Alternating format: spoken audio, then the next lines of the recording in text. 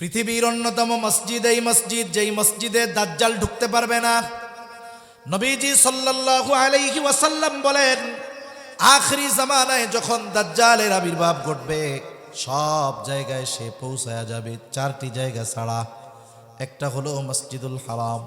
মসজিদুল হারামের যেই এরিয়া, এর মধ্যে ঢুকতে পারবে না, ফিরিস্তারা চতুর্দিক দিয়ে পাহারা দিবে। মসজিদুল নববী, এই মসজিদের এরিয়ার মধ্যে ঢুকতে পারবে না। আর একটা হলো বাইতুল মুকাদ্দাসে ঢুকতে পারবে না। 4 নম্বর আরেকটা মসজিদ আছে মসজিদুত তুর, ওই মসজিদের মধ্যেও দাজ্জাল ঢুকতে পারবে না।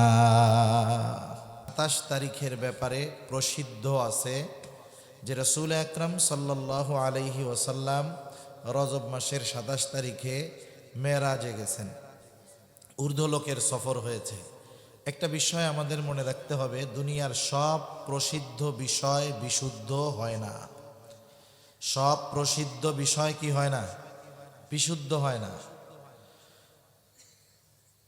ইবনে কাসির রহমাতুল্লাহি আলাইহি তাফসিরে ইবনে কাসিরের মধ্যে এই ব্যাপারে ব্যাপক আলোচনা করছেন। উনি বিভিন্ন মত সংগ্রহ করছেন। দেখা যায় কেউ বলে মেরাজ সংগঠিত হয়েছে নবুয়তির 6ষ্ঠ বছর, কেউ মেরাজের তারিখ বলেছে রবিউস সানির 27 তারিখ, কেউ বলেন নবুয়তির 10ম বছর। তবে রাসূল আকরাম সাল্লাল্লাহু আলাইহি ওয়াসাল্লামের মেরাজ কোন বছর সংগঠিত হয়েছে, এই ব্যাপারে কয়েকজনের মত হলো এই রকম। যেই বছর চাচা আবু তালেব ও খাদিজাতুল কুবরা রাদিয়াল্লাহু তাআলা আনহা দুজনেই দুনিয়া থেকে বিদায় নিয়েছেন, ঐতিহাসিকেরা এই বছরটার নাম দিয়েছিল আমুল হুজুন, চিন্তার এক বছর। আল্লাহ তাআলা আমার আপনার নবীজিকে সান্ত্বনা দেওয়ার জন্য এই বছরেই মসজিদুল হারাম থেকে প্রথমে মসজিদে আকসা, ওখান থেকে নিয়ে সপ্ত আকাশ পাড়ি দিয়ে আরশে আজিম পর্যন্ত আল্লাহ তাআলা আমার আপনার নবীজিকে নিয়ে গেছেন, সুবহানাল্লাহ, সান্ত্বনা দেওয়ার জন্য। এই দৃষ্টিকোণ থেকে এই বছর মেরাজ সংগঠিত হয়েছে। তবে সুনির্দিষ্ট করে একথা বলা যায় না যে 27 তারিখেই মেরাজ হয়েছে, তবে এই ব্যাপারে কথাটা প্রসিদ্ধ আছে। এখন তারিখ কবে, মাস কবে, এটা যদি কেউ নাও জানে কোনো অসুবিধা নেই। তবে মেরাজ যে হয়েছে এটা যদি কেউ অস্বীকার করে, বলেন তো অসুবিধা আছে না নাই? আছে, কারণ এটা কোরআনের দ্বারা এবং হাদিসের দ্বারা প্রমাণিত একটি বিষয়। মেরাজের হাদিস 25 জন সাহাবী থেকে বর্ণিত হয়েছে। কয়জন?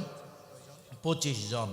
ইবনে কাসির রহমাতুল্লাহি আলাইহি তাফসিরে ইবনে কাসিরের মধ্যে সকলের নাম উল্লেখ করেছেন এবং প্রত্যেকেই প্রসিদ্ধ এক একজন সাহাবী। সেজন্য মেরাজ যে হয়েছে, আল্লাহ তাআলা আমার আপনার নবীজিকে যে মসজিদে আকসা থেকে সপ্ত আকাশ পাড়ি দিয়ে আরশে আজিম পর্যন্ত নিয়েছেন, এটা মুতাওয়াতির হাদিস দ্বারা প্রমাণিত, সাথে সাথে কোরআনুল কারীমের আয়াত দ্বারাও একথা প্রমাণিত যে আল্লাহ তাআলা আমার আপনার নবীজিকে মেরাজে নিয়েছেন। এজন্য মেরাজের ব্যাপারে বিশ্বাস রাখা, এই বিশ্বাস যে এটা স্বপ্নে নয় বরং মেরাজ হয়েছে সশরীরে, এ বিশ্বাস রাখা প্রত্যেকটা মুমিনের উপরে অন্যতম একটি দায়িত্ব। কেউ যদি অস্বীকার করে তাহলে এতে তার ঈমান সম্পৃক্ত সমস্যা দাঁড়িয়ে যাবে। তা রাসূল আকরাম সাল্লাল্লাহু আলাইহি ওয়াসাল্লামের সফর শুরু হয়েছে মসজিদুল হারাম থেকে প্রথমে মসজিদে আকসা। এটাকে বলা হয় ইসরা, যেটা জমিনে ভ্রমণ। আর এই ভ্রমণটা হয়েছে রাতে, তবে পূর্ণ রাতে নয়, বরং রাতের কিছু অংশের মধ্যে আল্লাহ তাআলা এই সময়টা বা এই সফরটা আল্লাহ তাআলা শেষ করেছেন। নবীজি সাল্লাল্লাহু আলাইহি ওয়াসাল্লাম মেরাজের কথা নিজে বর্ণনা করতেছেন, কেমনে কি ঘটলো। আমি আপনাদের খেদমতে মূলত দুটো বিষয়কে উল্লেখ করে আলোচনা করব। একটা হলো ইসরা মেরাজ, সাথে সাথে এই ইসরা মেরাজের সাথে সম্পৃক্ত বর্তমান দুনিয়ার অন্যতম এক মাজলুম ইবাদতের জায়গা, পবিত্র জায়গা, বরকতময় জায়গা বাইতুল মুকাদ্দাস, মসজিদুল আকসা, এই মসজিদ সম্পৃক্ত কয়েকটা কথাও আপনাদের সাথে ইনশাআল্লাহ আলোচনা করব। তা রাসূল আকরাম সাল্লাল্লাহু আলাইহি ওয়াসাল্লাম বলেন, আমি হাতিমে কাবার পাশে শুয়েছিলাম। এখন হাতিমে কাবা কোনটা? যারা মক্কা দেখেছেন, বাইতুল্লাহ দেখেছেন অথবা গিয়েছেন, তারা দেখবেন যে বাইতুল্লাহ যে চার কোনা কালো গ্লাফে মোড়ানো ঘর, ওর পাশেই বাঁকা দেয়াল দেয়া চাঁদের মতো একটা বাঁকা দেওয়াল আছে। ওই দেওয়াল থেকে বাইতুল্লাহর মূল স্ট্রাকচার যেটাকে আমরা মনে করি, এই জায়গাটা ভেতরের অংশটা, এটাও মূল কাবার অংশ। কেউ যদি ওই হাতিমে কাবা তথা দেয়ালের ভেতরে গিয়ে কাবাকে পেছনে দিয়ে নামাজ পড়ে, তাহলে তার নামাজও হয়ে যাবে, কারণ ওইটা মূল কাবার অংশ। আর মূল কাবার মধ্যে ঢুকে, ওই চার কোনা ঘরের মধ্যে ঢুকে যে যেদিকে ফিরেই নামাজ পড়ুক না কেন, তার নামাজ হয়ে যাবে। নবীজি বলেন, আমি ওখানে শুয়েছিলাম, জিবরাইল আলাইহিস সালাতু ওয়াসসালাম আসলেন, আমাকে নিয়ে গেলেন ঘুম থেকে উঠিয়ে। কোথায়? নবীজিকে নিয়ে গেলেন জমজম কূপের পাশে। ওইখানে একটা স্বর্ণের পাত্র, এই পাত্রটা ঈমান ও হিকমত দিয়ে পরিপূর্ণ ছিল, সাথে সাথে জমজমের পানি। নবীজি সাল্লাল্লাহু আলাইহি ওয়াসাল্লাম ওইখানে পৌঁছানোর পরে নবীজির শাক্কে সাদার, নবীজির বুক বিদীর্ণ করা হলো। আধুনিক পরিভাষায় যাকে বলে হার্ট সার্জারি করা হলো, ওপেন হার্ট সার্জারি। নবীজির এই বক্ষ বিদারণ করে ভেতর থেকে হার্টকে, হৃৎপিণ্ডকে বের করে জমজমের পানি দ্বারা ধুয়ে আবার প্রতিস্থাপন করা হলো। নবীজির এভাবে করা হলো। এখন দেখেন, আজ থেকে 150 বছর আগে এইভাবে বুক চিরে মানুষের হার্ট অপারেশন হবে, ব্লক ছোটানো হবে, রক্তনালীতে যেই ব্লক পড়েছে ওখানে রিং পড়ানো হবে। আজ থেকে 150 বছর আগে বলেন তো, এই জিনিসটা মানুষ কি সম্ভব হতে পারে মনে করতো? না, এটা তাদের কাছে কল্পনার চাইতে বেশি কিছু ছিল। তাহলে আজ থেকে 100 বছর আগে যেটা ছিল অসম্ভব, 100 বছর পরে ওই জিনিসটা কোনো ব্যাপারই না। কি না বলেন? কোনো ব্যাপারই না। একসময় হার্ট অপারেশন হতো, পুরা দেহকে অবশ করা হতো। আর এখন একজন মানুষের এই ওপেন হার্ট সার্জারি করার জন্য তার গোটা দেহ অবশ করা লাগে না, বরং শুধুমাত্র যেই জায়গাটাতে কাটা হবে নির্দিষ্ট জায়গা অবশ করে তার সেন্স ঠিক থাকে। এমনকি যার অপারেশন হচ্ছে সে ডাক্তারের সাথে কথাও বলে, আবার স্ক্রিনের মধ্যে দেখায়, ডাক্তারও তাকে দেখায়, দেখেন এই যে এই নালীতে আপনার ব্লক, এই যে দেখেন এইখানে সংকুচিত হয়ে গেছে, এই জায়গাটা আমরা এভাবে রিং বসায় ছুটায় দিব যাতে রক্ত ইজিভাবে চলাচল করতে পারে। তাহলে একটা মানুষ সুস্থ মস্তিষ্কে সজ্ঞানে তার হার্ট বের করে, তার বুক চিরে হার্ট বের করে ব্লক ছুটানো হবে, আর সে নিজ চোখে এটা দেখবে। এটা আজ থেকে 100 না 50 বছর আগেও কেউ কল্পনা করে নাই। এই জন্য কাফেররা যারা মেরাজকে অস্বীকার করে, এরা প্রথমেই বলতো পরের কথাগুলো বাদ দেন, একটা মানুষের বুক চিরলে ওই মানুষটা বেঁচে থাকে কেমনে, বাইসা থাকলেই না বাকি সফর হবে। কিন্তু আজকের চিকিৎসা বিজ্ঞান বলে যে একটা মানুষের বুক চিরে অপারেশন করা, হার্ট অপারেশন করা, হৃৎপিণ্ড বের করে আবার প্রতিস্থাপন করা, এটা চিকিৎসা বিজ্ঞানের কাছে এখন একটা স্যাম্পল ব্যাপার। ঠিক কিনা বলেন? নবীজির বুক বিদীর্ণ করা হয়েছে কয়েকবার। প্রথমবার করা হয়েছে যখন হালিমাতুস সাদিয়ার ঘরে নবীজি ছিলেন। দুধ পান করানোর সময় শেষ হওয়ার পরেও হালিমাতুস সাদিয়া চাচ্ছিল যে এই শিশু আমার ঘরে আসার কারণে আমার ঘর বরকতে ভরে গেছে, আরও কিছুকাল যদি এই শিশু আমার তত্ত্বাবধানে থাকে আমিও বরকত লাভ করতে পারবো। আবার ওই শিশুর প্রতি, শিশু নবীর প্রতি হালিমাতুস সাদিয়ারও অন্যরকম এক মোহাব্বত, ভালোবাসা তৈরি হয়ে গিয়েছিল। এই জন্য আবার তিনি নবীজিকে নিয়ে আসলেন কিছুকাল নিজের কাছে রাখার জন্য। হালিমাতুস সাদিয়ার কন্যা আমার আপনার শিশু নবীকে নিয়ে একদিন মাঠে গেছে। নবীজি বসে আছেন এক জায়গায়, তারা ছাগল চড়াচ্ছে, খেলাধুলা করতেছে। ইতিমধ্যে হঠাৎ হালিমাতুস সাদিয়ার মেয়ে দেখতে পেল, নবীজির দুধ বোন দেখতে পেল যে দুইজন সাদা পোশাকধারী নবীজির কাছে আসছে। শিশু মানুষ, তাকে শোয়ায়া দিছে, বুকটা চিরে ফেলছে।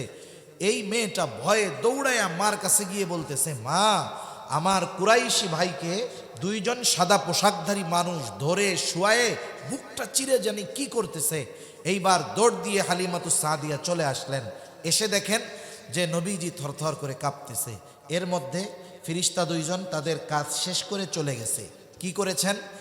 প্রত্যেকটা মানুষ শিশুকালে তার শিশুসুলভ কিছু আচরণ থাকে। প্রথমবার শাক্কে সাদরের মাধ্যমে নবীজির মধ্যে যেই শিশুসুলভ বিষয়টাকে ছিল আল্লাহ তাআলা এটাকে পরিপূর্ণ ক্লিয়ার করে দিয়েছেন। এজন্য নবীজির সিরাত যারা পড়েছেন, নবীজির জীবনী যারা পড়েছেন, আপনারা জানবেন যে শিশুকালেও নবী অন্যান্য শিশুদের মতো ছিলেন না। তিনি বসে থাকতেন, ওনার চেহারার দিকে তাকালে মনে হতো গভীর কোনো বিষয় নিয়ে তিনি চিন্তা করতেছেন, ধ্যানে মগ্ন আছেন, চিন্তিত আছেন, এমনটা মনে হইতো ওনাকে দেখলে। এরপরে আরো একবার হয়েছে, যৌবনকালে আরেকবার নবীজির শক্কে সদর করা হয়েছে। কেন? কারণ মানুষের বয়সের সাথে সাথে তার ইচ্ছা চাহিদা এগুলোরও পরিবর্তন ঘটে। একটা 10 বছরের বাচ্চার যেই ইচ্ছা একটা 25 বছরের যুবকের ইচ্ছা কখনো সেম হবে না। আল্লাহ তাআলা নবীজিকে দ্বিতীয়বার শক্কে সদর করিয়েছেন পুনরায় আরেকবার যৌবনকালে। কেন?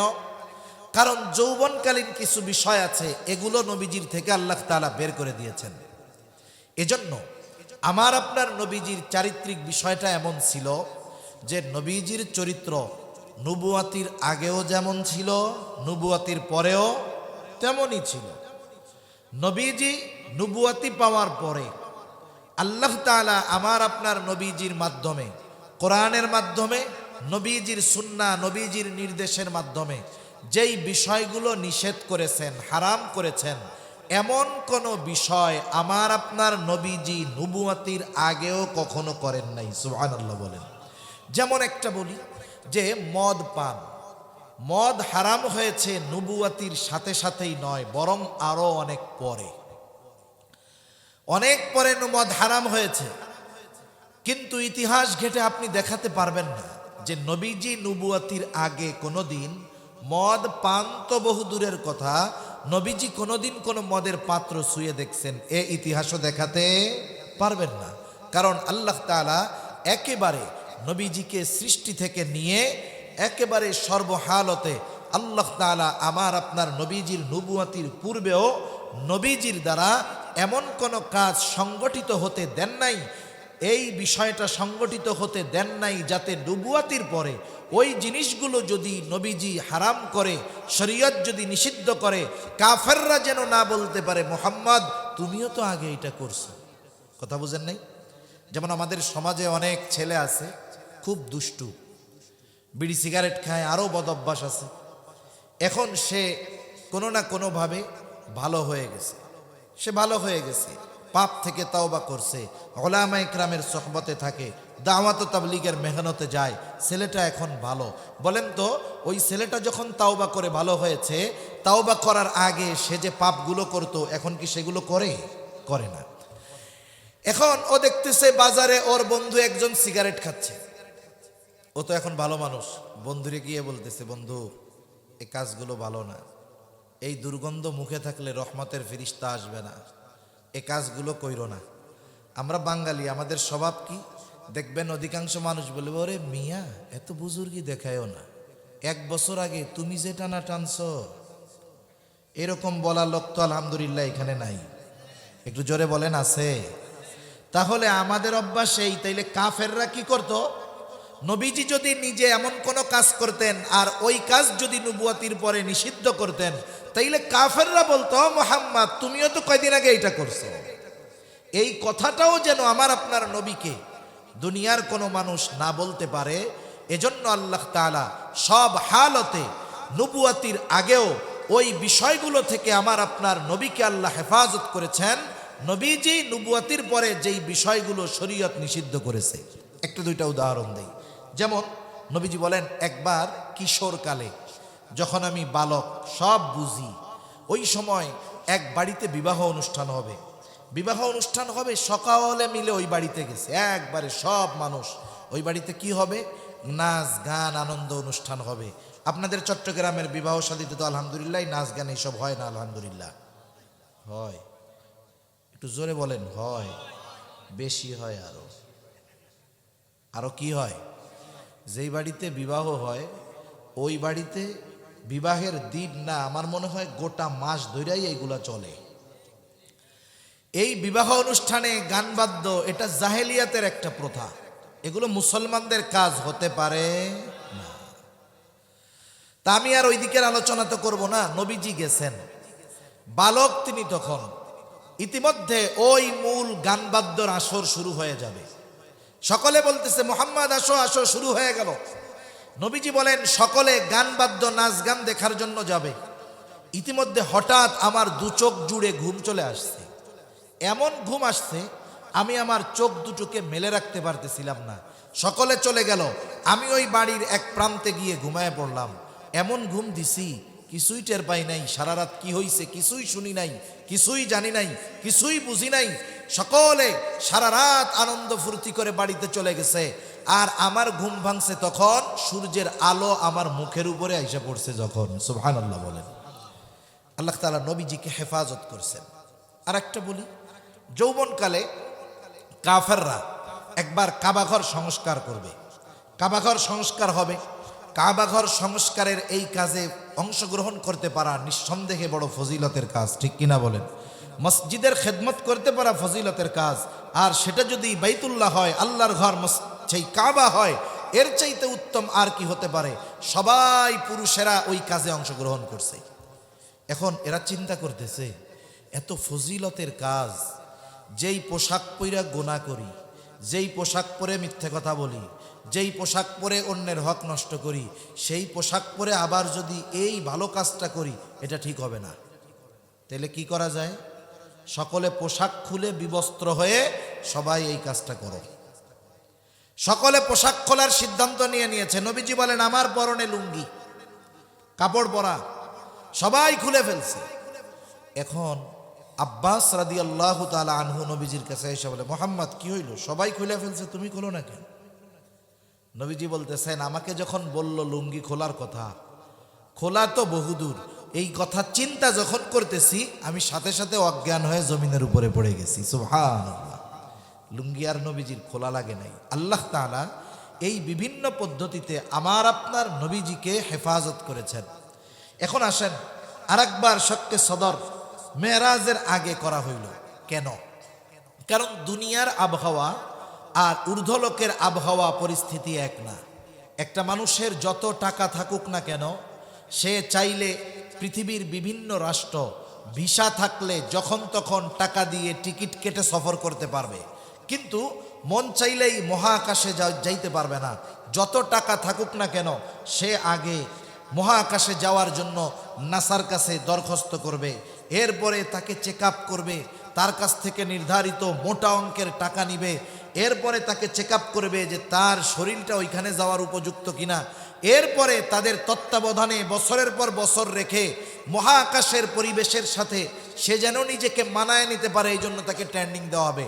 কারণ এখানে আমি একটা জিনিস ছেড়ে দিলে নিচে পড়ে যায়, কিন্তু মহাকাশে সব কিছু স্থির থাকে। খাবার রেখে দিচ্ছেন, জায়গায় থাকবে, আপনিও জায়গায় থাকবেন। তাহলে খাবে কেমনে, প্রস্রাব করবে কেমনে, পায়খানা করবে কেমনে, এক জায়গা থেকে আরেক জায়গায় যাবে কেমনে, এই বিষয়গুলোর জন্য দীর্ঘ সময় তাকে প্রস্তুত করা হয়। এরপরে যদি ফিজিক্যালি সে ফিট থাকে, এরপরে তাকে মহাকাশে পাঠানো হয়। নবীজির সফর হবে সপ্ত আকাশ পাড়ি দিয়ে আর শাহজিম পর্যন্ত। এজন্য আলাদাভাবে নবীজিকে একটু প্রস্তুত করার দরকার। আল্লাহ তাআলা আমার আপনার নবীজিকে প্রস্তুত করলেন। ওই যে ঈমান ও হিকমত, এর দ্বারা আমার আপনার নবীজির কলবকে আল্লাহ তাআলা ভরপুর করে দিলেন। জমজমের পানি দিয়ে হৃৎপিণ্ডকে, হার্টকে, কলবকে পরিপূর্ণভাবে ধুয়ে প্রতিস্থাপন আবার করা হইল। এখন বলেন, নবীজির যে বুক চেরা হয়েছে এর প্রমাণ কি? নবীজির 10 বছরের খাদেম হযরত আনাস রাদিয়াল্লাহু তাআলা আনহু। কয় বছরের খাদেম? একজন যদি একজনের কাছে 10 বছর থাকে, মোটামুটি তাকে খুব ভালো মতো চিনে, তার বডি টডি সব সে দেখতে পারে। হযরত আনাস রাদিয়াল্লাহু তাআলা আনহু বলেন, ওয়াকাদ কুনতু আরা আসরাল মাখিতি ফি সাদরিহি সাল্লাল্লাহু আলাইহি ওয়াসাল্লাম। আমি নবীজির বুকে এই যে শক্কে সদর করা হয়েছে, এখানে যে সেলাই দেওয়া হয়েছে, আমি নবীজির বুকে এই সেলাইয়ের দাগ দেখেছি। সুবহানাল্লাহ। এবার নবীজির শক্কে সদর হয়ে গেল, পরিপূর্ণভাবে উনি প্রস্তুত। সফর শুরু হবে। প্রথম সফর হবে মসজিদুল হারাম থেকে মসজিদুল আকসা। এটা হলো ইসরা, দুনিয়ার ভ্রমণ। ভ্রমণটা হবে রাত্রের কিছু অংশে। বাহন কি? বাহন হলো বুরাক। বুরাক কি? হাদিসের মধ্যে আসছে, গাধার চেয়ে বড়, ঘোড়ার চাইতে ছোট। গাধার চেয়ে বড়, ঘোড়ার চাইতে ছোট। এর গতি কি? এর প্রতি ধাপ এতটুকু পথ অতিক্রম করে দৃষ্টিসীমার শেষ যেই পর্যন্ত এই বোরাক প্রতিটা পদক্ষেপে ওই পরিমাণ দূরত্ব অতিক্রম করতে পারে। সুবহানাল্লাহ বলে। আমাদের দেশে আগে আমরা বোরাক দেখতাম, বিভিন্ন পোস্টারের মধ্যে বোরাক বানাইতো, সাদা একটা ঘোড়া দিত, দুইটা ডানা, এরপরে মাথার কাছে একটা মানুষ দিয়া কইতো এটা হলো নবীজির বোরাক। নাউজুবিল্লাহ বলেন। মানুষের মাথা দিয়া বানাইছে, এটাকে বলতো এটা নাকি নবীজির বোরাক। বোরাকের যেই বর্ণনা এটা এতটুকু পাওয়া যায়, সেটা সাদা ছিল, তবে এটা গাধার চেয়ে বড়, ঘোড়ার চাইতে একটু ছোট। এর গতিগত প্রতিটা পদক্ষেপে সে দৃষ্টিসীমার শেষ পর্যন্ত অতিক্রম করতে পারে। এত গতি তার, আলোর চাইতে কোটি কোটি গুণ বেশি গতি আল্লাহ তাআলা তাকে দিয়েছে। এইবার এই বোরাকে নবীজি উঠলেন, সফর শুরু হবে। সফর হলো মসজিদুল হারাম থেকে মসজিদুল আকসা। আল্লাহ তাআলা কোরআনুল কারীমের মধ্যে সে কথা বলেন, সুবহানাল্লাযী আসরা বিআবদিহি লাইলাম মিনাল মাসজিদিল হারাম ইলাল মাসজিদিল আকসাল্লাযী বারাকনা হাওলাহু লিনুরিয়াহু মিন আয়াতিনা। পূত পবিত্র তিনি, মহিমান্বিত তিনি, যিনি তার বান্দাকে মসজিদুল হারাম থেকে মসজিদুল আকসা পর্যন্ত রাত্রের কিছু অংশের মধ্যে ভ্রমণ করিয়েছেন। কেন ভ্রমণ করিয়েছেন? আল্লাহ তাআলাই বলেন, লিনুরিয়াহু মিন আয়াতিনা, তার ওই বান্দাকে তার নিদর্শন সমূহ দেখানোর জন্য মসজিদুল হারাম থেকে মসজিদুল আকসা পর্যন্ত সফর করিয়েছেন। এই মসজিদুল আকসার গুণ বর্ণনা করে আল্লাহ তাআলা বলেন, আল মসজিদুল আকসাল্লাযী বারাকনা হাওলাহু। অনেকে চিন্তা করতে পারে বাইতুল্লাহর ফজিলত বুঝলাম, কিন্তু মসজিদুল আকসার স্পেশালিটি কি? আল্লাহ তাআলা জবাবে বলেন, বারাকনা হাওলাহু, ওই মসজিদুল আকসা হলো এমন মসজিদ যার চতুর্পাশ হলো বরকতময়। আমি আল্লাহ এই মসজিদের চতুর্পাশকে বরকতময় করেছি। নবীজি পৌঁছায় গেলেন মসজিদুল হারাম থেকে এক নিমেষে মসজিদুল আকসায়।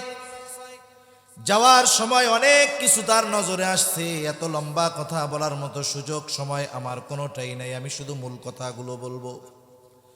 নবীজি দেখতে পাইলেন কুরাইশদের একটা কাফেলাও বাণিজ্য শেষে ফিরতেছে মক্কার দিকে। নবীজি মসজিদুল আকসায় আসলেন। আগে আমাকে আপনাকে বুঝতে হবে, আমরা দুইটা শব্দ শুনি, অনেক সময় বলে বাইতুল মুকাদ্দাস, অনেক সময় বলে মসজিদুল আকসা। এই দুইটার মধ্যে তফাত কি? তফাত হইল এই দুইটা জিনিস একই। বাইতুল মুকাদ্দাস বলতে বলা হয় ওই যে মসজিদুল আকসার চার পাশ দিয়ে বড় বেষ্টনী করে চারদিকে দেওয়াল দিয়ে ঘেরা দেওয়া আছে একটা এরিয়া। ওই এরিয়ার মধ্যে অনেকগুলো স্থাপনা আছে।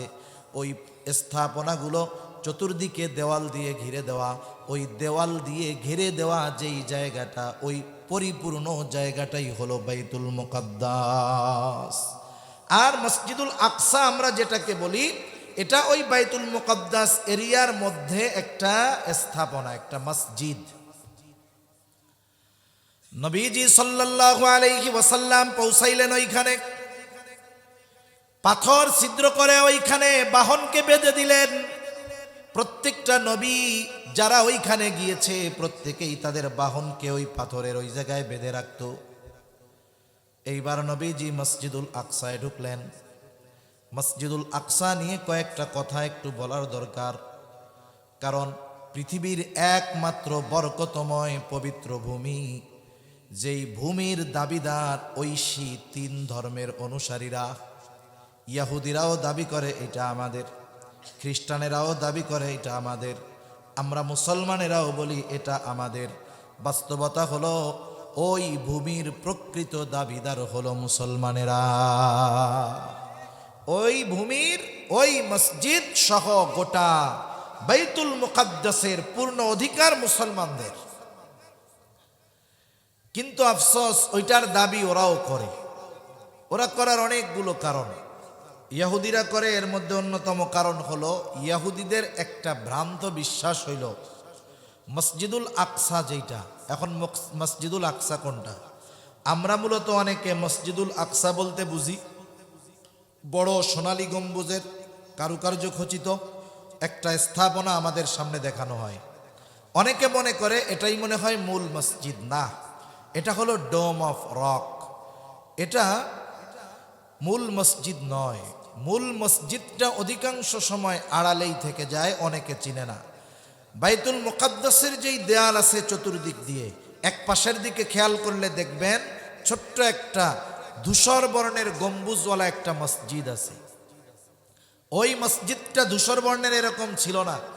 ওই মসজিদটা স্বর্ণ দিয়ে আরো অনেক কারুকার্য খচিত ছিল। কিন্তু আফসোস, ওই মসজিদের সাথে যত দামি দামি স্বর্ণ অন্যান্য জিনিস ছিল সবগুলো দ্বিতীয় বিশ্বযুদ্ধের সময় ব্রিটিশরা, পরবর্তীতে ইহুদিরা বারবার আক্রমণ করে ওখান থেকে ওই জিনিসগুলো নিয়ে গেছে। এবং মসজিদুল আকসা যেটা মূল মসজিদ, আমরা যেটাকে আকসা বলি, যে ওই বাইতুল মুকাদ্দাস এই এরিয়ার মধ্যে একটা স্থাপনা মসজিদুল আকসা, এই মসজিদের অনেক ক্ষতি সাধন করেছে ইহুদিরা। এমনকি ওরা ওটাকে ভেঙে ফেলতে চায়। বাইতুল মুকাদ্দাসের মধ্যে ওই স্থাপনাটাকে ভেঙে আর একটা মসজিদ বানাইতে চায় তারা।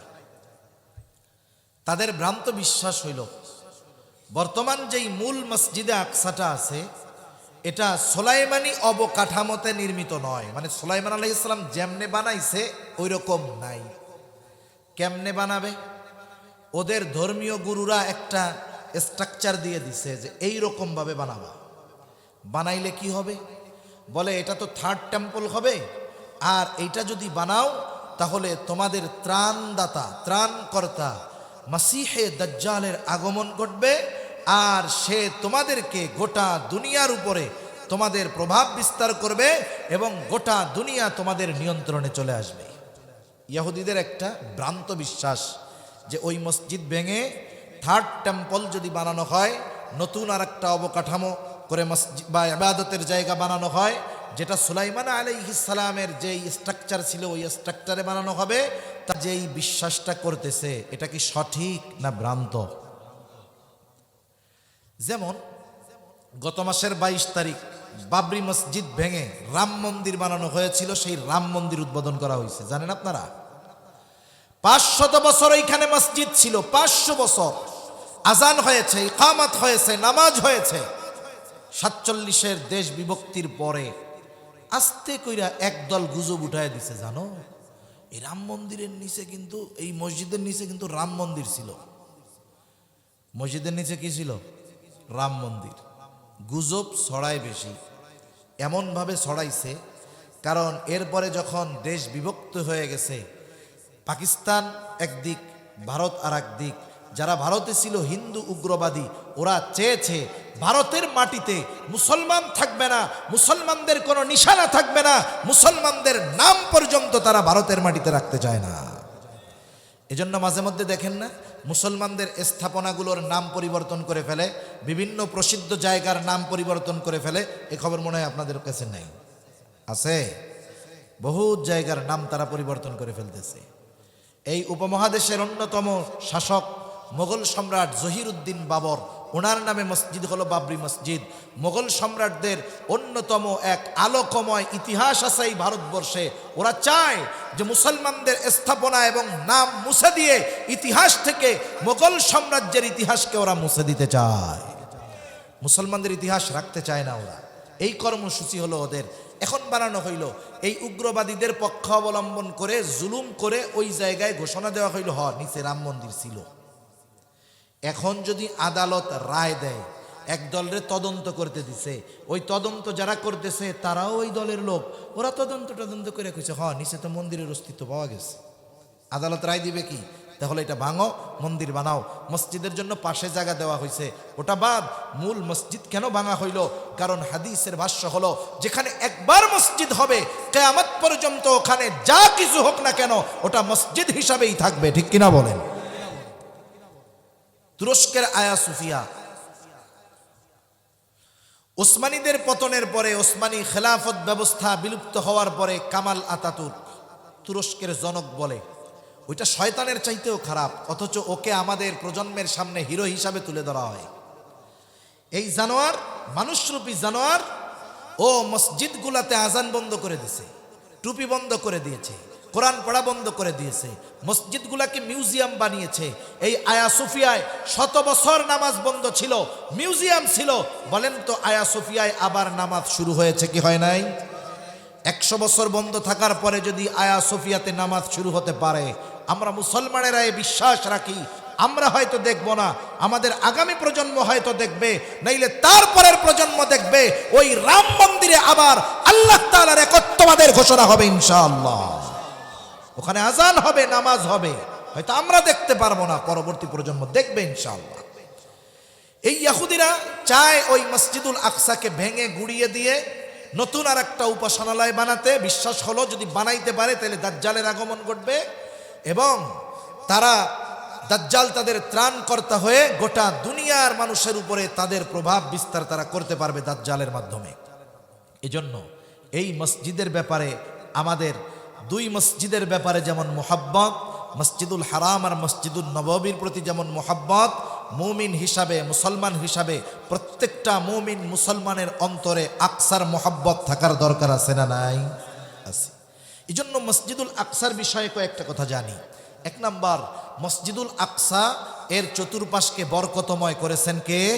এটা আল্লাহর ঘোষণা। আল্লাহ তাআলা এই বাইতুল মুকাদ্দাস তথা পবিত্র ভূমি আল্লাহই নাম দিয়েছেন এটার পবিত্র ভূমি। কোরআনুল কারীমের মধ্যে মূসা আলাইহিস সালাতু ওয়াস সালাম তার সম্প্রদায়কে বাইতুল মুকাদ্দাসের মধ্যে ঢুকে পড়ার আদেশ দিচ্ছেন। তৎকালীন সময়ে যাদের হাতে বাইতুল মুকাদ্দাসের নিয়ন্ত্রণ ছিল, আল্লাহ তাআলা চাইলেন বনি ইসরাইলদেরকে বাইতুল মুকাদ্দাস তথা জেরুজালেমের কর্তৃত্ব তুলে দিবে। আল্লাহ তাআলা নির্দেশ দিলেন শুধুমাত্র তারা জিহাদ করার জন্য এই শহরের মধ্যে ঢুকে পড়বে, বাইতুল মুকাদ্দাস তথা পবিত্র ভূমির মধ্যে তারা ঢুকবে। শত্রু যত শক্তিশালী হোক না কেন, বনি ইসরাইলদেরকে ওই শক্তিশালী সৈন্যদের বিরুদ্ধে বিজয় যিনি দান করবেন তিনি কে? এই জন্য মূসা আলাইহিস সালাম তার সম্প্রদায়কে বলতেছে, ইয়া কওমি দুখুলুল আরদাল মুকাদ্দাসাতাল্লাতী কাতাবাল্লাহু লাকুম ওয়ালা তারতাদ্দু আলা আদবারিকুম ফাতানকালিবু খাসিরিন। মূসা আলাইহিস সালাম বলেন, আমার সম্প্রদায়, তোমরা ওই পবিত্র ভূমিতে ঢুইকা পড়ো, যেই ভূমির মালিকানা আল্লাহ তোমাদেরকে লিখে দিয়েছে।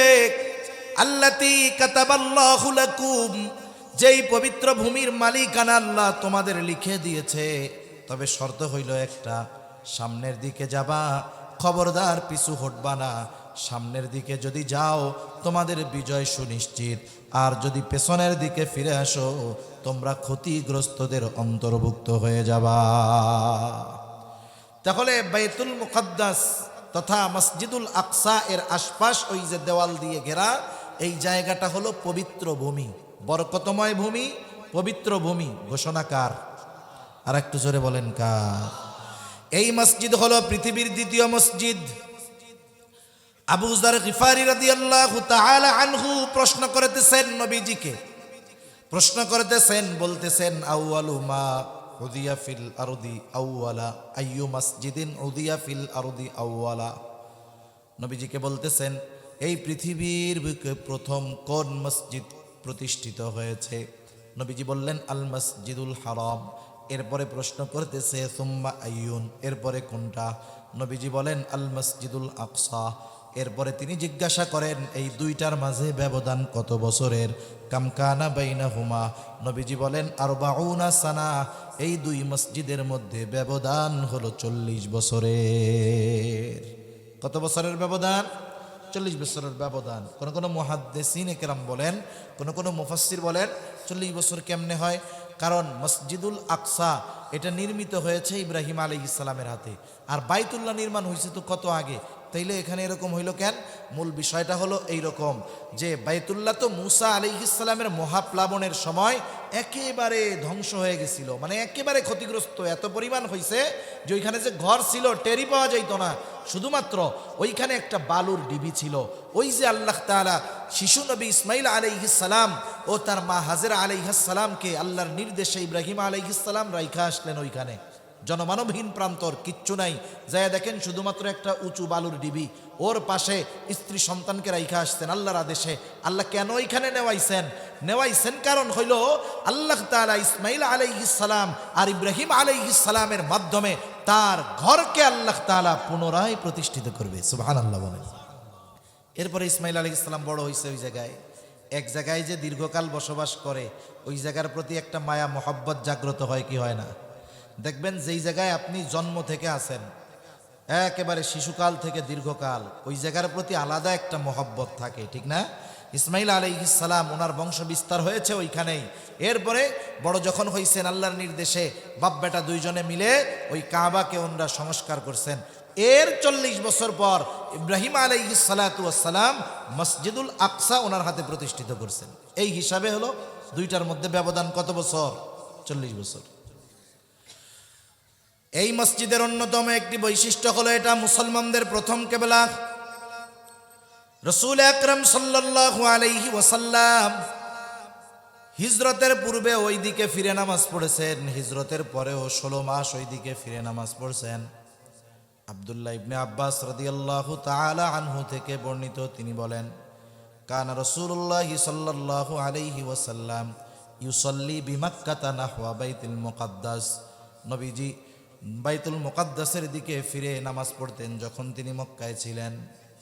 ওয়াল কাবাতু বাইনা ইয়াদাই, কাবা তাদের মাঝে থাকতো, তার মানে নবীজি দক্ষিণ পাশে দাঁড়াইতেন, উত্তর দিকে হলো বাইতুল মুকাদ্দাস। নবীজি দক্ষিণ পাশে দাঁড়াইয়া আগে সামনে কাবাকে রাখতেন, এরপরে উত্তর দিকে থাকতো বাইতুল মুকাদ্দাস। বাদামা হাজারা ইলাল মাদিনা 16 শাহরা, নবীজি যখন হিজরত করে মদিনায় চলে গেলেন 16 মাস ওই দিকে ফিরে নামাজ পড়ছে। এখন তো উত্তর দিকে জেরুজালেম, মদিনা উত্তরে, মদিনার থেকে আরো উত্তরে বাইতুল মুকাদ্দাস। এখন যদি নবী বাইতুল মুকাদ্দাসের দিকে ফিরে নামাজ পড়েন, কাবাকে সামনে রাখার কোনো উপায় থাকে না, কাবা পড়ে যায় পেছনে। কিন্তু নবীজির অন্তরের মধ্যে তামান্না, কাবা যদি মুসলমানদের জন্য কেবলা হতো কতই না ভালো হতো। নবীজির অন্তরে সব সময় এই তামান্না ছিল, নবীজির অন্তরে সব সময় এই আশা ছিল। নবীজি মদিনায় হিজরত করবার পর আল্লাহ তাআলা ইহুদিদেরকে আস্তে আস্তে দুর্বল বানায় দিলেন। তারা অর্থনৈতিকভাবে দুর্বল হতে শুরু করলো, আল্লাহর ব্যাপারে বিভিন্ন অপবাদ তারা দিতে থাকলো। নবীজিও বুঝতে পারলেন যে এখন মদিনায় আর ইহুদিদের আগে সেই প্রভাব প্রতিপত্তি নাই, এখন যদি কাবা কিবলা পরিবর্তন হয়ে যায় কোনো সমস্যা নাই। নবীজি একদিন নামাজে দাঁড়ায় গেছেন বাইতুল মুকাদ্দাসের দিকে ফিরে, এইবার অন্তরের মধ্যে ওই আশাটা অতিমাত্রায় জাগ্রত হয়ে গেছে যে কাবা যদি মুসলমানদের কেবলা হতো কতই না ভালো হইতো। নবীজি বারবার আকাশের দিকে তাকাচ্ছেন নামাজের মধ্যে, অন্তরের মধ্যে আশা, কাবা যদি মুসলমানদের জন্য কেবলা হয় কতই না ভালো হয়। নবীজির অন্তরে এই আশা আর আকাশের দিকে নবীজি বারবার তাকায়। বলেন তো দুনিয়ার কেউ এই তাকানোর অর্থ বুঝুক আর না বুঝুক, জানুক আর না জানুক, যিনি বোঝেন যিনি জানেন তিনি কে? আল্লাহ তাআলা ওহী নাজিল করে বলেন, قد نرى تقلب وجهك في السماء فلنولينك قبلة ترضاها। কেন আপনি বারবার উপরের দিকে তাকান? আমি আল্লাহ দেখি, তাকানোর কারণটাও আমি আল্লাহ জানি। ফালানুওয়াল্লিয়ান্নাকা কিবলাতান, আমি আপনার জন্য কিবলা পরিবর্তন করে দিব। তারদাহা, আপনি যেমনটা চান, তার মানে আপনার চাওয়া অনুযায়ী আপনার জন্য আমি কিবলাটাকে ঘুরায়া দিব। 2 রাকাত হয়ে গেছে নামাজ। আল্লাহ তাআলা বলেন দেরি করার দরকার নাই, ফাওয়াল্লি ওয়াজহাকা শাতরাল মসজিদিল হারাম, আপনি আপনার চেহারাটাকে নামাজের মধ্যেই মসজিদুল হারামের দিকে ঘুরায়া দেন। এর আগে নবীজি 16 মাস নামাজ পড়ছে ওইখানে, মক্কায় থাকতে ওই দিকেই কেবলা মনে করে পড়ছে, তবে কাবাকে সামনে রেখে নবীজি নামাজ পড়ছেন। এজন্য এর সাথে আমাদের ইবাদতের সম্পর্ক আছে। এই মসজিদুল আকসা এমন এক মসজিদ, পৃথিবীর অন্য কোন মসজিদ বরকতের নিয়তে সফর করলে সওয়াব হয় না, গুনাহ হয়। কিন্তু 3টা মসজিদ ফজিলতের আশা নিয়ে সফর করলে সওয়াব হয়। সুবহানাল্লাহ বলেন। কতজন কত মসজিদ দেখতে যায়, কেউ 60 গম্বুজ দেখতে যায়, কেউ 201 গম্বুজ দেখতে যায়, কেউ অমক মসজিদ দেখতে যায়। এইসব সফরের মধ্যে কোনো সোয়াব, বরং সোয়াব মনে করে গেলে আরো গোনা। সোয়াব মনে করে গেলে কি বলেন না, এমনি অন্য কাজে গেছেন তখন দেখছেন সমস্যা নাই তো, কিন্তু নির্দিষ্ট করে যদি যান তাহলে হবে না। কত মানুষ আছে 5 ওয়াক্ত নামাজ পড়ে না, কিন্তু এই বড় মসজিদে যায় 2 রাকাত নামাজ পড়ছে। কেন রে? কয় অনেক ফজিলত আছে। তোমার যে ফজিলত আছে এটা কইছে গেড়া? পাশে মসজিদ নামাজ পড়ে না, পাশে একজনের বুজুর্গের কবর আছে, ওর পাশে একটু জায়গা আছে, ওরে বাবা কি নামাজ পড়তেছে। অথচ মসজিদে একটু আগে ফরজ নামাজ হয়েছে, পড়ে নাই। এরকম লোক তো আলহামদুলিল্লাহ আমাদের দেশে নাই। 3টা মসজিদ ভ্রমণের উদ্দেশ্যে যাওয়া যায়, বরকতের নিয়তে যাওয়া যায়। মসজিদুল হারাম, মসজিদুল নববী, আর হইল মসজিদুল আকসা। বরং কোন কোন সময় তো ওখানে যাওয়াটা ফরজ হয়ে যায়। যার উপরে হজ ফরজ, বলেন তো তার জন্য বাইতুল্লাহ জিয়ারত ফরজ না ওয়াজিব না সুন্নাত? ফরজ না? যার হজ ফরজ হয়েছে তার তাওয়াফ তো করতে হবে, এটা তো ফরজ কাজ। পৃথিবীর অন্যতম মসজিদ এই মসজিদ, যেই মসজিদে দাজ্জাল ঢুকতে পারবে না। নবীজি সাল্লাল্লাহু আলাইহি ওয়াসাল্লাম বলেন, আখরি জামানায় যখন দাজ্জালের আবির্ভাব ঘটবে, সব জায়গায় সে পৌঁছায়া যাবে 4টি জায়গা ছাড়া। একটা হলো মসজিদুল হারাম। মসজিদুল হারামের যেই এরিয়া, এর মধ্যে ঢুকতে পারবে না, ফেরেশতারা চতুর্দিক দিয়ে পাহারা দিবে। মসজিদুল নববী, এই মসজিদের এরিয়ার মধ্যে ঢুকতে পারবে না। আর একটা হলো বাইতুল মুকাদ্দাসে ঢুকতে পারবে না। 4 নম্বর আরেকটা মসজিদ আছে মসজিদুত তুর, ওই মসজিদের মধ্যেও দাজ্জাল ঢুকতে পারবে না। আরো অনেক ফজিলত আছে এই মসজিদের। এই মসজিদের অন্যতম এক ফজিলত যে দুনিয়ার অন্য কোথাও যেটা ঘটে নাই। কি ঘটছে এই মসজিদে? বলে এই মসজিদ হলো একমাত্র মসজিদ, এই বাইতুল মুকাদ্দাস মসজিদুল আকসা, এটা এমন একটা জায়গা আল্লাহ তাআলা পৃথিবীর সব নবী রাসূলকে ওই এক জায়গায় একত্রিত করছে। সুবহানাল্লাহ বলে। দুনিয়ার আর কোথাও এটা হয় নাই। এই মসজিদের চতুর্পাশে অনেক নবী রাসূলদের কবর আছে, অনেক নবীদের হিজরতের জায়গা হলো এই বাইতুল মুকাদ্দাস। এই বাইতুল মুকাদ্দাস, এই মসজিদুল আকসার ইমাম কয়েকজন নবী। এই মসজিদে নবীজি এখন আসছেন, আয়েশা 2 রাকাত নামাজ পড়লেন। কয় রাকাত? এখন এখানে ইবনে কাসির রহমাতুল্লাহি আলাইহি বলেন যে আমরা এরকম বর্ণনা পাই যে নবীজি সকল নবীর উপস্থিতিতে 2 রাকাত নামাজের ইমামতি করছেন।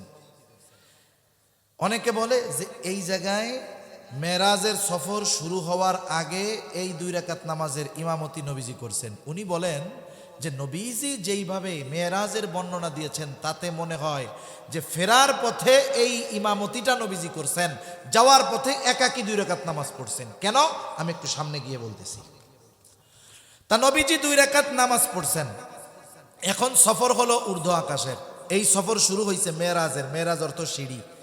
এই বিশেষ সিঁড়িতে আল্লাহ তাআলা আমার আপনার নবীজিকে ঊর্ধ্বলোকে সফর করাইছেন, সাথে জিবরাইল আলাইহিস সালাম। এবার 2 জন মিলে ছুটে চলেছেন।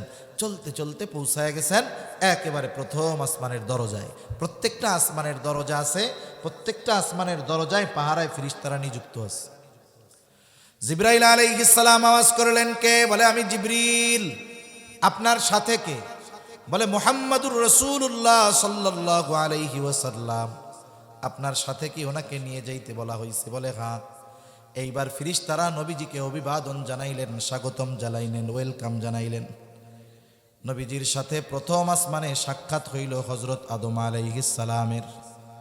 জিবরাইল আলাইহিস সালাম আদম আলাইহিস সালামের সাথে আমার আপনার নবীজির পরিচয় করায়া দিলেন। এখন আসেন, যদি নবীজি মসজিদুল আকসায় মেরাজের সফরের আগেই ওই নবীদের উপস্থিতিতে নামাজ পড়াইতেন, আশা করা যায় ওইখানেই আগে সব নবীর সাথে আমার আপনার নবীর পরিচয় হয়ে যাইত। তাইলে যদি নামাজ পড়াইয়াই থাকেন, তাইলে প্রথম আসমানে যাওয়ার পরে আদম আলাইহিস সালামের সাথে পরিচয় করায় দেওয়ার দরকার কি? কারণ একটু আগেই তো দেখা হয়েছে। কথা বুঝেন নাই? আল্লামা ইবনে কাসির রহমাতুল্লাহি আলাইহি বিশদ গবেষণার পরে বলতেছেন যে আসলে এই ইমামতিটা হয়েছে লাস্টে। আদম আলাইহিস সালামের সাথে কথাবার্তা হইল, আদম আলাইহিস সালাম দোয়া করে দিলেন। এবার দ্বিতীয় আকাশে সফর, আবার ওই রকম জিজ্ঞাসাবাদ হলো, পরিচয় জানতে চাওয়া হইল। ফেরেশতারা দরজা খুলে দিল। নবীজিকে অভিবাদন স্বাগতম জানানোর পর দ্বিতীয় আসমানে দেখা হইল ঈসা ইয়াহইয়া আলাইহিমাস সালাম দুইজনের সাথে। এনরা পরস্পর হইলেন খালাতো ভাই। দুজনে দোয়া করলেন, কথা হলো। এবার ওনারা দোয়া করলেন, সফর শুরু করলেন তৃতীয় আসমানের দিকে। তৃতীয় আসমানের দরজাও এরকম খুলে দেওয়া হলো। অভিবাদন জানাইল ফেরেশতারা। তৃতীয় আসমানে ছিলেন হযরত ইউসুফ আলাইহিস সালাতু ওয়াস সালাম। নবীজির সাথে পরিচয় করায় দেওয়া হলো। নবীজির জন্য তিনি দোয়া করলেন। নবীজি দুনিয়ায় আসার পর ইউসুফ আলাইহিস সালামের সৌন্দর্য বর্ণনা করতে গিয়ে বলেন, আল্লাহ তাআলা গোটা দুনিয়ার অর্ধেক সৌন্দর্য দিয়া ইউসুফ আলাইহিস সালামকে সৃষ্টি করেছে। এইবার চললেন চতুর্থ আসমানে, ওই রকম দরজা খোলা হলো, অভিবাদন জানাইল ফেরেশতারা। চতুর্থ আসমানে সাক্ষাৎ হলো ইদ্রিস আলাইহিস সালামের সাথে। নবীজির জন্য তিনিও দোয়া করলেন। চতুর্থ আসমান থেকে পঞ্চম আসমান, ওই রকম কথাবার্তা হলো, দরজা খুলে দেওয়া হলো। নবীজির সাথে পঞ্চম আসমানে দেখা হইল হারুন আলাইহিস সালামের সাথে, তিনিও দোয়া করে দিলেন। ওখান থেকে আবার সফর ষষ্ঠ আকাশের দিকে। আবার ফেরেশতারা ওই রকম কথা জিজ্ঞাসা করার পরে দরজা খুলে দিল, অভিবাদন স্বাগতম জানাইল। ষষ্ঠ আকাশে দেখা হয়ে গেল মুসা আলাইহিস সালামের সাথে। এবার ওখান থেকে সফর সপ্ত আকাশে। সপ্ত আকাশের দরজায় পৌঁছায় গেলেন। ফেরেশতারা দরজা খুলল, অভিবাদন জানাইল। নবীজি সপ্ত আকাশে পৌঁছায় গেলেন, যেইখানে আছে বাইতুল মামুর। একেবারে আমাদের মসজিদুল হারাম কাবা থেকে বরাবর সপ্ত আকাশ উপরে একটা মসজিদ, এটার নাম হলো বাইতুল মামুর। দুনিয়ার মানুষেরা যেমন ওই মসজিদ তাওয়াফ করে, ফেরেশতারাও বাইতুল মামুর তাওয়াফ করে। নবীজিকে এক হাদিসের মধ্যে জিজ্ঞাসা করা হয়েছে, ইয়া রাসূলুল্লাহ, ফেরেশতাদের সংখ্যা কত? নবীজি বলেন, শোনো, আমাদের যেমন এই যে কাবা, ঠিক এই বরাবর সপ্ত আকাশের উপরে আর একটা মসজিদ আছে, ওইটার নাম হলো বাইতুল মামুর। ওইখানে দৈনিক 70,000 ফেরেশতা তাওয়াফ করে। একবার যারা তাওয়াফ করে বের হয়, কিয়ামত পর্যন্ত দ্বিতীয়বার তাওয়াফ করার সুযোগ আর তারা পাবে না। তাহলে ফেরেশতাদের মূলত সংখ্যা কত, এটা মূলত ভালো জানেন কে? আল্লাহ জানে। ওই বাইতুল মামুরের একটা দেয়ালে হেলান দিয়ে বৈশা আছেন মুসলিম মিল্লাতের পিতা ইব্রাহিম আলাইহিস সালাতু ওয়াস সালাম। এবার কথাবার্তার পরে ওনারা চলছেন, আবার চলতে চলতে পৌঁছায় গেলেন কোথায়? বলে ইনদা সিদরাতিল মুনতাহা, একেবারে সীমান্তের বড়ই গাছের কাছে পৌঁছায় গেছেন। নবীজি এই বড়ই গাছের বর্ণনা দেন, বলেন এর এক একটা পাতা হইল হাতির কানের মতো, এক একটা বড়ই হইল হাজারের মটকার মতো। আমাদের অঞ্চলে বলে কুলা, ওই কুলার মতো এক একটা বড়ই, বিশাল বড় বড় সাইজের। ওই জায়গায় জিবরাইল আলাইহিস সালামকে নবীজি দ্বিতীয়বার ওনার সশরীরে দেখছে। নবীজি বলেন জিবরাইলের 600 ডানা আছে। কয়শো ডানা? 600 ডানা। একেবারে নিকট হয়ে গেছে, কাছাকাছি হয়ে গেছে দুইজন। দেখেন মেরাজের ঘটনায় অনেক চটকদার ঘটনা আছে, এটা কিন্তু আমরা হাদিসের মধ্যে পাই না। কতজন কি কয় তখন, এই জায়গায় কয় না এরকম বলে। জিবরাইল তখন বলতেছে ওই সীমান্তের বড়ই গাছ ওইখানে আইসা বলতেছে, হুজুর এখন থেকে বাকি সফর আপনার একা করতে হবে, বাকি সফরে আমি আপনার সাথে যাইতে পারবো না। নবীজি বলে, জিবরাইল রে, কেন যাইতে পারবা না, কারণ কি? বলে, হুজুর আমি যদি আপনার সাথে এইখান থেকে আর এক কদম সামনে যাই, আমার 600 নূরের পাখনা পুড়ে ছাই হয়ে যাবি। আর পাবলিকও কই সুবহানাল্লাহ। কিন্তু এটা যে পাইলো কই, এটা বুঝলাম না। এটা শুনতে খুব মজা লাগে, কিন্তু এর কোনো বাস্তবতা নেই। তা জিবরাইল আলাইহিস সালাম বললেন, বাকি সফর আপনার একা। আল্লাহ তাআলা বিশেষ ব্যবস্থায় আমার আপনার নবীজিকে আল্লাহ তাআলা মেহমান বানায় নিয়ে গেলেন। এখানে নবীজিকে আল্লাহ তাআলা 3টা হাদিয়া দিছে। কয়টা হাদিয়া দিছে জোরে বলেন? 3টা। একটা হলো সূরা বাকারার শেষ কয়েকটা আয়াত। দ্বিতীয় হাদিয়া যে আপনার যেই উম্মত শিরিক করবে না ওরে আমি মাফ করে দিব, যে উম্মত শিরিক করবে না তাকে মাফ করে দিব, এই সুসংবাদ। তৃতীয় 50 ওয়াক্ত নামাজ। নবীজি হাদিয়া নিয়ে চলে আসছেন। আমি যেহেতু শেষ করে দিব সংক্ষেপে বলি, এখন ফিরতেছেন। ফেরার পথে মুসা আলাইহিস সালামের সাথে দেখা, যে আপনি তো আল্লাহর মেহমান হইয়া গেলেন, আপনার উম্মতের জন্য আল্লাহ কি দিছে? কয় 50 ওয়াক্ত নামাজ দিছে। বলে আপনি ফিরা যান, আল্লাহর কাছে সহজ করতে বলেন। নবীজি এইবার গেলেন, এক বর্ণনায় আসছে একবারে 10 রাকাত করে কমাইছে, আর একবার হলো 5 রাকাত করে কমাইতেছে। মুসা আলাইহিস সালামের কাছে আসে, বলে আপনি আবার যান, আসে আবার যান। এক সময় এই যাওয়া আসা করতে করতে লাস্টে গিয়ে আছে 5 ওয়াক্ত। কয়ক্ত দিছিল? কয়ক্ত আছে? কয়ক্ত? মুসা আলাইহিস সালাম বলে আপনি আবার যান, আপনার আগে আমি এই মানব জাতির নবী ছিলাম, আমি জানি আপনার উম্মত এটাও পারবে না, আপনি আবার যান। নবীজি বলেন আমার লজ্জা লাগতেছে। আর কতজন মনে মনে কয় আহারে নবী যদি এইবার যাইতে হতো, এই তো কাম সারা, খালি জুম্মার নামাজটাই থাকতো, আর কোনো টেনশনই থাকতো না আমাদের। হ্যাঁ, নবীজি বলেন আমার লজ্জা লাগতেছে। আল্লাহ তাআলা জানাইলেন, ঘোষণা দিছিলাম কত, আমি কাজ হালকা করছি কিন্তু বিনিময়ে আমি কমাবো না। এই জন্য আপনার উম্মত 5 ওয়াক্ত পড়বে, যে 5 ওয়াক্ত পড়বে কমপক্ষে 50 ওয়াক্তের সওয়াব আমি আল্লাহ তার আমল নামায় দিয়ে দিব। সুবহান। এইবার ফেরার পথে মেহমান যখন যায়, মেজবান একটু আগায়া দেয় না? আগায়া দেয়। তো যেহেতু ওইখানে নবীরাও আছে, ওনারাও মোটামুটি মেহমান বললে, মেজবান বললে চলে। এইবার সব নবীরা নবীকে আগায়া দিতে আসছে। এইবার মসজিদুল আকসায় সকলে একত্রিত হয়েছেন। এখন সবাই 2 রাকাত নামাজ পড়বে, নামাজের জন্য দাঁড়াইছে। কে ইমামতি করবে? এখানে তো আদম আলাইহিস সালাম আছে, মানব কুলের পিতা, মুসলিম মিল্লাতের পিতা আছে, ঈসা রূহুল্লাহ আছে, মুসা কালিমুল্লাহ আছে। ইমাম কে হবে? কেউ সামনে আগায় না। জিবরাইল আলাইহিস সালাম আমার আপনার নবীকে সামনে আগায় দিয়া বলেন, আজকে এই নবীদের এই জামাতের ইমাম হবেন আপনি। সুবহানাল্লাহ বলেন। আমার আপনার নবীর এই জন্য আর একটা উপাধি কি?